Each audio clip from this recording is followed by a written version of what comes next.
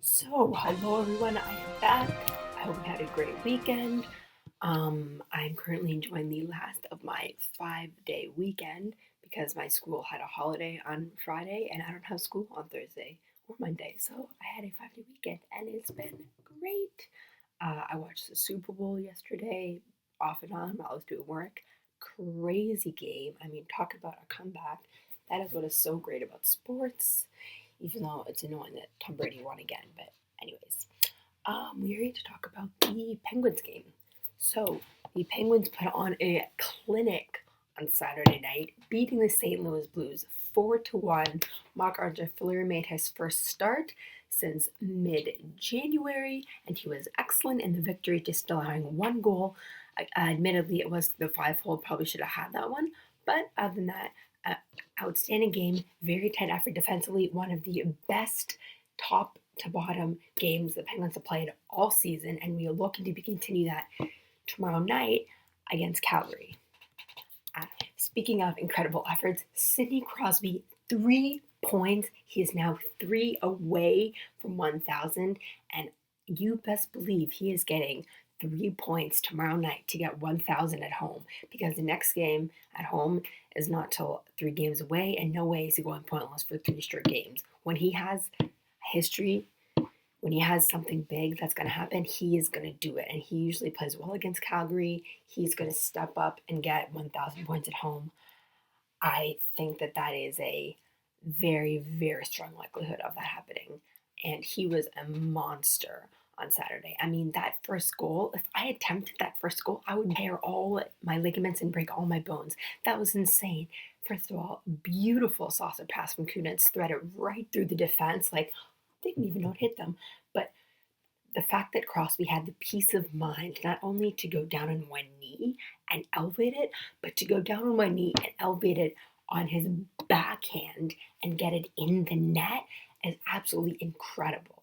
We already know that he has the best backhand in the league, bar none, but his ability to get shots off quickly, especially down on one knee when you think you have less power, is absolutely unparalleled. He uses that whole lower body strength, that whole glute strength when he gets down on one knee, and he just flips pucks up, and he just makes it look effortless, but it is not. It is really, really hard, and he just does it with ease. Like, oh, another day, poof, one-handed. Like, I know that I've said this a lot, but it never fails to amaze me, the kind of things he does. And he's 29, so he should be going down, leaving his prime, but he is playing the best hockey I've seen him play since post-concussion era. He's found a new lead. Pre-concussion era, he's found a new lease on life. He's only 1 point behind Connor McDavid now, and McDavid didn't get any points last night, which is great. So Crosby will have the chance to take the lead in points tomorrow night. And I think that he can get 1,000 at home. I have no doubt that will make him the fastest player to get 1,000 points, and the fastest since Steve Yzerman did it in the 90s. That is insane. That is how good he is. That is how insane Sidney Crosby is, and we are so lucky that we are able to witness him as good as he is now, while he's still sort of in his prime, do these things. And he would have got 1,000 years earlier if it was not for David Steckel and the atrocious treatment of Crosby concussion by the management, because he missed a year and a half. Fans and alike from the league and Penguins fans were robbed of a year and a half of Crosby's prime, because that happened when he was 26. That is right smack in the middle of your prime. That is when you're at your most and best, and he is playing like that now at 29. But he could have had his 1,000 points so long ago if it was not for that. So we are just lucky that he is playing now and playing as good as he is. And man, just, you should not take things for granted. Like, I think sometimes as Penguin fans, we take things for granted, and we are just so used to having things go our way and having good players, and now we have all these injuries, and it's frustrating because the curse has hit again, and Malkin's out, and Haglin's out, and Sheary's out, which are all bad injuries, and Letang just came back. But the fact that the Penguins have even had the success they've had with all those injuries, and the Penguins have had two of the, well, in my opinion, two of the top 100 players currently playing right now, but two of the top, 10 players, let's say, of the past decade on their team. You've had Crosby, Malkin, who've been the most consistent since they've been in the league, the two best players of the past decade.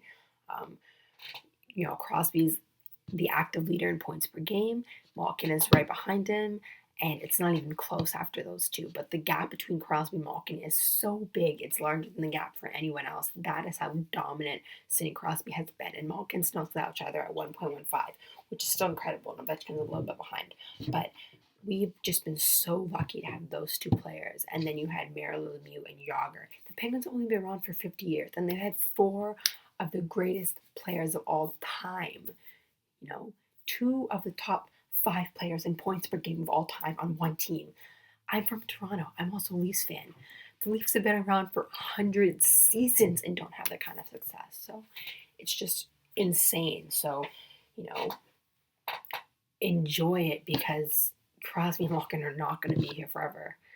And neither is Marc-Andre Fleury, who probably started one of his last games in a Penguins uniform. And he was great, he went on a bang. He released his new Stadium Series mask, which is very emotional and sad. It's a beautiful mask, though. It's got beautiful paintings of all players he's played with and names on the front and the back of the guys he's won his 2 cups with. And then it's got the banners of all 4 of the Penguins Cups. That game's happening February 25th. The trade deadline is March 1st.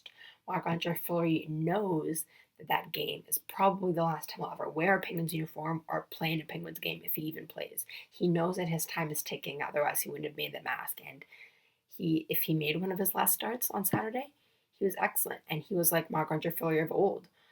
And it's sad that he has to go, but I mean, that's the way it is. The Penguins are not going to lose Matt Murray in expansion, which they would have to under these rules. So I mean, he's going to be traded. I honestly see it as a foregone conclusion at this point. The longer they hold out, the more skeptical I do get. But I definitely think it's a foregone conclusion.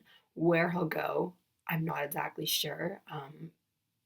Tampa Bay is also looking to unload, so not many teams really need a goalie. It's a soft goalie market, and you're not going to get anything for him. But either you buy him out, which I would hate to see, or you do some sort of side deal with Vegas. But I'd rather just get rid of him, move on, because the Penguins have a long gem net. You have Tristan Jarry, who's coming up, who's having a real solid season in the AHL. You have Sean Maguire, who's back from injury. He's playing really well down the ECHL.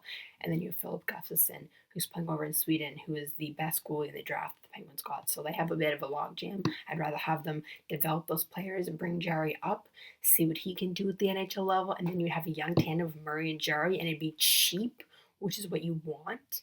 And then you can have, Maguire and whoever the backup is there now in the A, or Gustafsson, bring him up when he's ready. Marc-Andre Fleury's done a great job, but, his time is done. And he's also getting old. He's 31, I think. He's on the tail end of his career as a keeper. Unless you're Henrik Lundqvist, you're not going to, or Roberto Luongo, you're not going to be amazing as goalie well into your 30s. It's just not going to happen. Typically, that's when goalies start to regress. As with any players, but, goalies a bit more just because it's so taxing on the body. So their prime is a bit shorter than other player. But that's just what it is. So, my next game is tomorrow night at home against Calgary. Crosby got 1,000 points. The Penguins do not have Hagelin. After he got the hit from Alex Dean, he's probably concussed. The team is not saying, but I'd assume that's what happened. It looked pretty bad, and the injuries are starting to pile up. We see the curse of the Penguins happening again. And just as I was saying that we were so lucky we didn't have any injuries started to pile up. But Malkin did practice today without contact, but that's still a step in their direction, so he's getting closer, and it means Kunaka will finally get in the lineup, which is what I've been wanting for months now, because I really like Kunaka, and he's definitely better than Fair, but maybe the team is showcasing Fair. But I'm happy to see Kunaka back in the lineup, because I think he brings a lot to the team, and it could be a lot worse. The fact that the Penguins are still doing really well without Malkin and Sheary, it's a nice problem to have, have these cheap guys that can come and can contribute. It's a far way away from when we had Sidney Crosby and his merry men back when the Penguins were dealing with all these injuries. And when 2010-2011 season, when we had Malkin, Stahl, and Crosby all injured, and we had James Neal and Steve Sullivan on the top line. And Craig Adams was on the second line or third line. Those are the days. Anyways, that's all I have for this video. Please like it if you like. Subscribe if you really like it. Share with all your friends. Tell everyone, and I'll see you after Tuesday's game when hopefully we have a new 1,000 point man